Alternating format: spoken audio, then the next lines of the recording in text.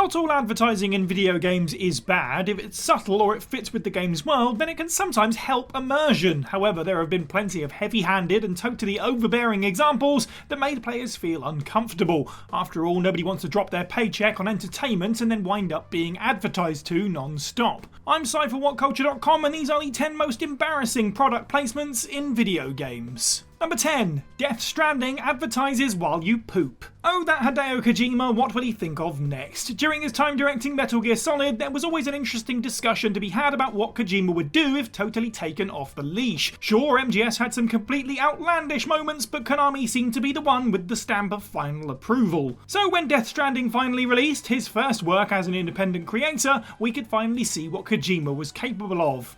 And it was bodily functions. Oh, good. Not only can you pee in Death Stranding, but you actually need to, or protagonist Sam Bridges, portrayed by Norman Reedus, will get visibly uncomfortable. Additionally, you can also go for number 2 in a certain room of the game, which then presents a supremely weird advertisement. As the glass door closes, players are treated to an advert for AMC's Ride with Norman Reedus. There are so many questions about this. If this is a secret facility, who is this commercial even for? But perhaps more pressing, AMC and Kojima Productions apparently organised a contract for advertisement and presumably agreed to place it around when Sam Bridges drops trow. Either way, it didn't work. The season 4 Ride with Norman Reedus following the release of Death Stranding had lower viewing figures than ever, presumably because a AAA game just crapped on it.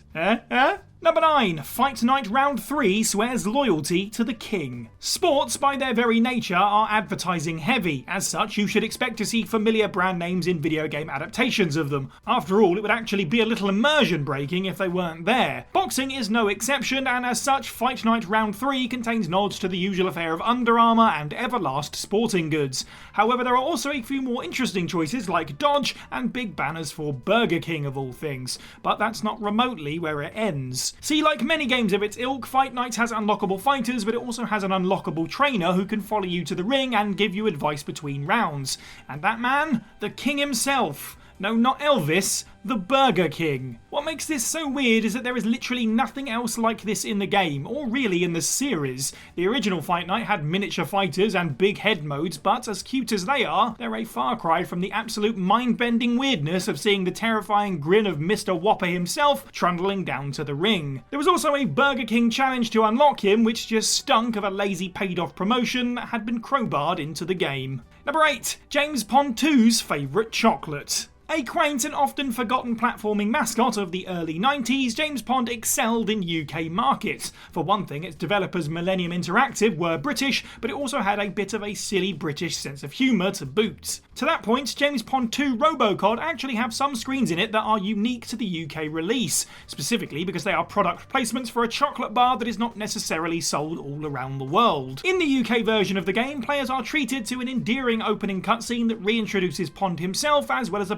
panicky group of penguins who are under threat from the returning villain Dr. Maybe. Suddenly, for absolutely no reason at all, they all strike a pose in front of candy wrappers, and the logo for the chocolate bar penguin appears above them, along with a guarantee that it's one of the chocolatiest biscuits in the world. Pond goes through a variety of zany locations in the game, with the first hour being dedicated to a lot of confectionery. Ignoring the enemy that looks like a legally distinct version of the Bertie Bassett's logo, there's an entire stage where the player navigates a world made of unwrapped penguin bars. Quite literally floor-to-wall advertising for the chocolate. Number 7. EA Games gets political. As previously mentioned, advertising in video games is okay if it's done right and if it fits, not just on sporting kits, but also on the billboards you might fly by in racing games. It's an established part of our real world that needs to be reflected in any decent digital representation of it. However, President Obama's face gawking at you is not exactly subtle. As part of his attempts to gain and retain political office, Barack Obama and his team struck a deal with Electronic Arts to include advertising for his campaigns in their games. It was a clear attempt to reach a demographic that got their entertainment from video games rather than TV. Gamers largely weren't particularly happy with this. Regardless of one's personal politics, it can be generally agreed that it was a gaudy move. Whilst it's completely fine for some games to have a political message in their story, seeing the real-life faces of smiling politicians that were campaigning for office was a hell of a way to detract from a medium that often serves as a distraction from the stresses of the real world. Then again, Obama won both of his presidential campaigns, so maybe it did connect with otherwise ambivalent EA players. Number 6. EverQuest 2's Pizza Delivery Command.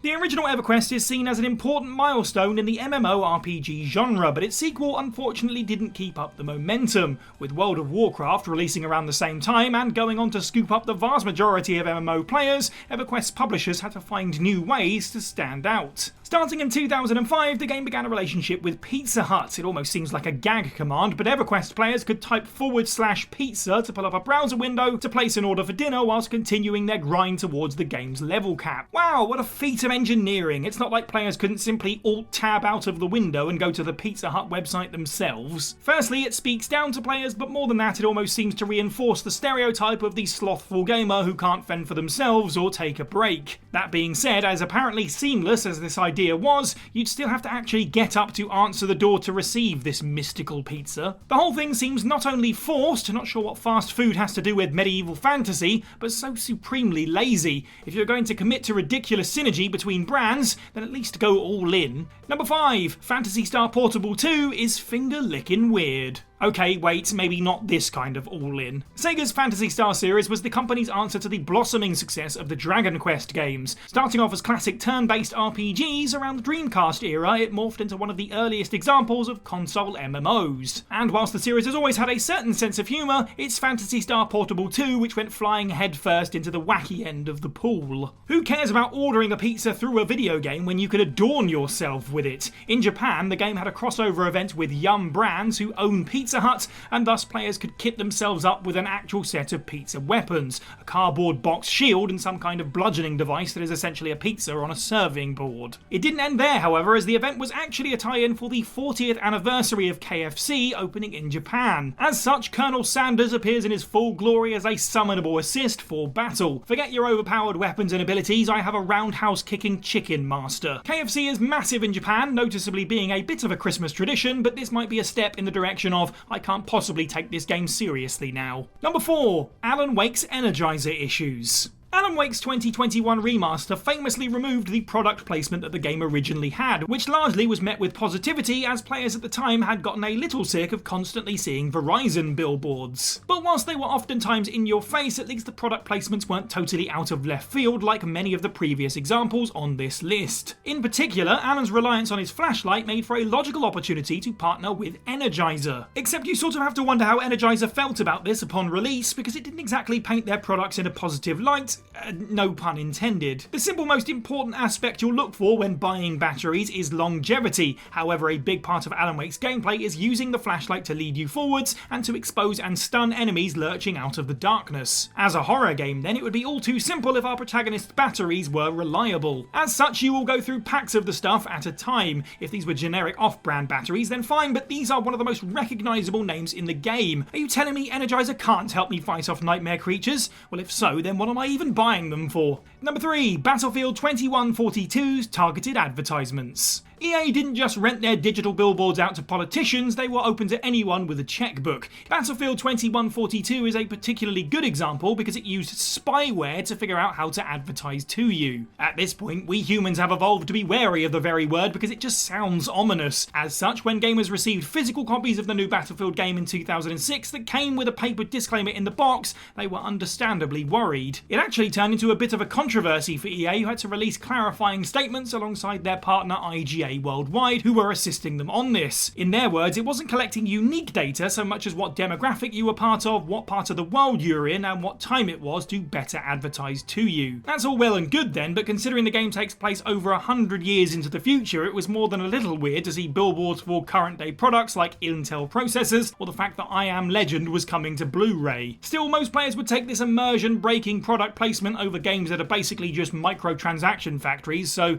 there is that. Number 2, Zool and the World of Chupa Chups. Like James Pond, Zool was another early 90s wannabe mascot platformer because at the time you pretty much couldn't go around any street corner without bumping into a new one. Attempting to steal the limelight of Sonic the Hedgehog, this alien gremlin with attitude found himself on the Amiga and many other consoles attempting to conquer Six Lands to ascend to the rank of ninja. Whilst it's a weird design and premise, it's the kind of thing expected out of a small startup development team. Also, the game makes no instant allusions at being bought and paid for. It's not mentioned on the box at all, but upon booting up the game it appears that Zool 2 has a particular sweet tooth. In some versions of the game, Zool stands awkwardly next to the Chupa Chups logo, leaning on it. If he wasn't wearing a mask, you can imagine him grimacing at selling out to the man. The game's first stage, appropriately titled Sweet World, is covered in candy. Moreover, you basically can't go 10 feet through the level without another signpost with Chupa Chups' logo on it appearing, lording over and overshadowing Zool. This is the first stage of your Sonic rivaling platformer. Sorry, I thought it was a commercial come to life.